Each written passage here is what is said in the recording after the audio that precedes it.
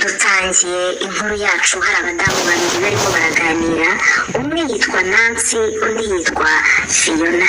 Nuko Fiona abaza Nancy ati ese Nancy mbabarira ubwiza ukuri, harya ubu kuva umugabo wawe yajya isafari mbabarira ubwire ntuzongera kurongorwa n'umunsi n'umwe habe n'indimwe? Nancy araseka cyane arangije aramubwira ati sha mana yanjye, sha sindabikora ariko nimba hari ikintu nkumbuye mu buzima bwanjye, nkumbuye kurongorwa we. Sinjye uzarota umugabo wanjye agarutse ariko arabura icyumweru kimwe ngaze. Mana yanjye ntabwo ndi gusinzira, ndamukumbuye ku buryo mana sinzarota numva mbwiye ngo ngeze ku muryango ngiye kwinjira mu cyumba, nzaba nagiteguye, nzaba nacyogoshe, nzaba namwiteguye. Mana we sinzi iryo joro uko rizaba rimeze. Fiona yamurebye ariko mwana nagowe. Ubu uricara rero ukumva ngo umugabo nawe aragukumbuye kuko umukumbuye, ukumva ngo kuva umugabo yajya hariya i Dubayi ntabwo arongera kurongora, ukumva mbese ni wowe wenyine shamugira n'ibyizere. Umva njyewe ari njye, ubu ni Fiona uvuga, njyewe ari njyewe ntabwo nakwicara ngo ntuze. Tubabarira umushyi uko uraryana nanjye nazajya nirwanaho, nawe yaza nyine tugakomezanya. uzi utese nimba haba avuye abatirwanaho n'abana bari Dubayi.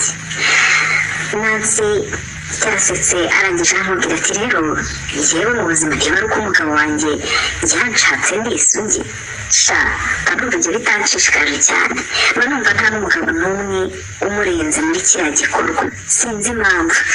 Nuko uwo mwanya Fiona yarasetse aratembagara aramubwira ati uzi yuko wabyibagiwe sheri, umva hano hanze hari abagabo bafite ikintu bita ibitsina, ku buryo umugabo ayigukozaho ukagira ngo ni ya nkoni ya munsi bajya bavuga. Umva hano hanze hari abagabo bazi kurongora, ibyo ngibyo bivugisha ngo umugabo wawe ego sha hano hanze hari abana, noneho muri minsi hari agatipe duhararanye kitwa Rick.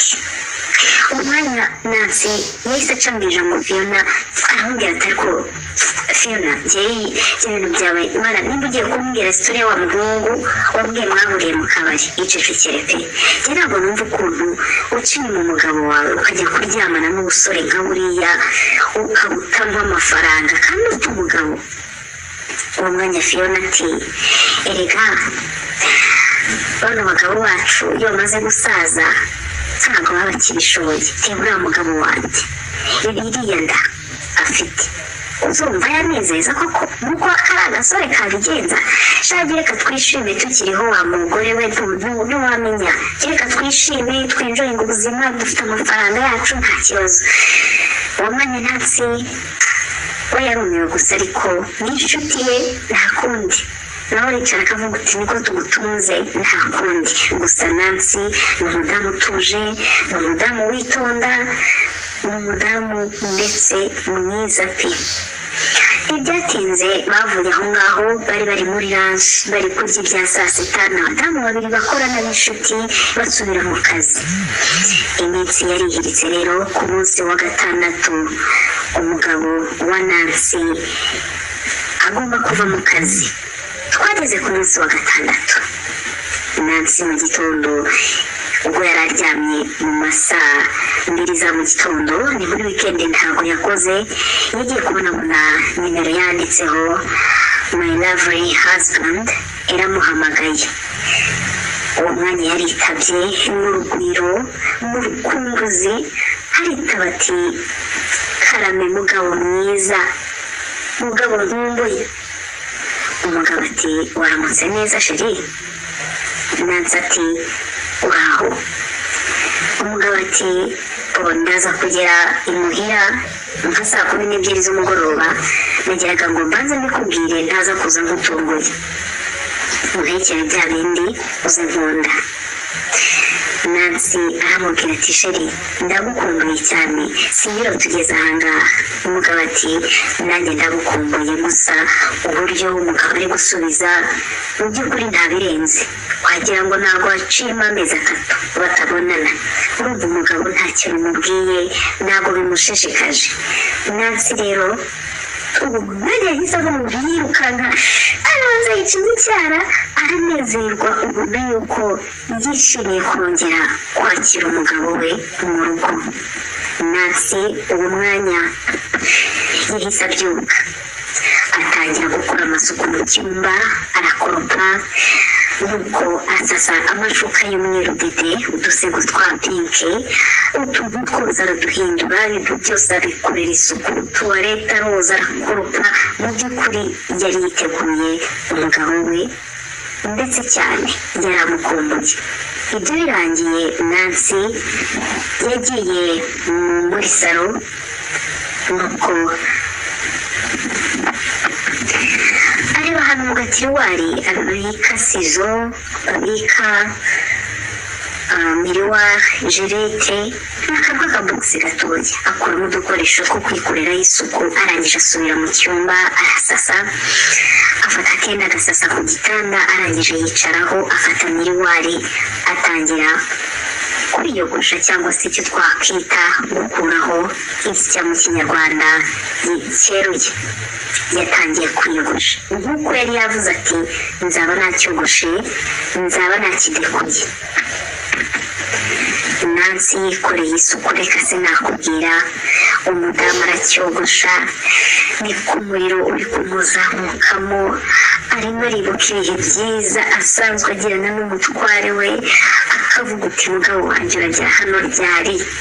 Nancy yakoze amasuku, yogoshesha kwaha n'abantu mwe, icyo bita kwitegura umugabo mudaherukanye. Arangije amutekera bya biryo akunda. Saa 12 umugabo yarageze mu rugo nk'uko yari yabimubwiye. Nancy yasaga neza, yari yisize akantu k'agafondote gakeya ubona katari kunyaga, utubuta dukeya ku munwa, agasatsi yagasokoje ukuntu, ndetse yari yambaye ikanzu imwegereye kandi ngufiya kugira ngo umugabo akimubona yongere abone ubwiza bw'umugore we. Dore ko abagore benshi iyo bamaze kugera mu rugo abagabo batongera kubona ubwiza bwabo bajyaga babona batari abana. Iyo bamaze kugera mu rugo kagafondote ntakongera kubwisiga kuko aba ari mu rugo, kakaminisi arakambara ari mu rugo, reka iyo deodora se yo arayisiga ari mu rugo, reka. Nuko rero umugabo yaratashye, barahoberanye, barasomana, uwo mwanya bajya ku meza basangira ibya nimugoroba. Ariko Nancy ari kubona tension yifuzaga ku mugabo we atari kuyibona. Nancy yari azi ko umugabo naza arabanza akamubwira ko asa neza, akamubwira ko yambaye neza, dore ko ibyo bintu abagore babikunda. Uzi iyo wambaye neza umugabo ntabikubwire, kandi mu by'ukuri wambaye neza ngo ugaragare neza imbere ye. Nancy yatangiye kubona harimo akantu, ariko ntiyabitindaho. Bamaze kurya ibya nimugoroba bagiye mu cyumba. Bageze mu cyumba harahumuraga, hasaga neza, ibintu byose byari ku murongo. Umugabo arangije umwanya ahita akuramo ajya muri dushe, hamwe no kubwira umugore ati ngwino tujyane muri dushe. Yahise ajya muri dushe arakaraba, amaze gukaraba aragaruka ajya mu buriri. Bamaze kugera ku gitanda, Nancy yapfumbase umugabo nawe aramupfumbata. Uwo mwanya umugabo atangira gusinzira. Nancy arangije abonye umugabo ntacyo yibwirije kandi yari azi ko umugabo nawe araza aricyo kintu akumbuye kurusha ibindi byose.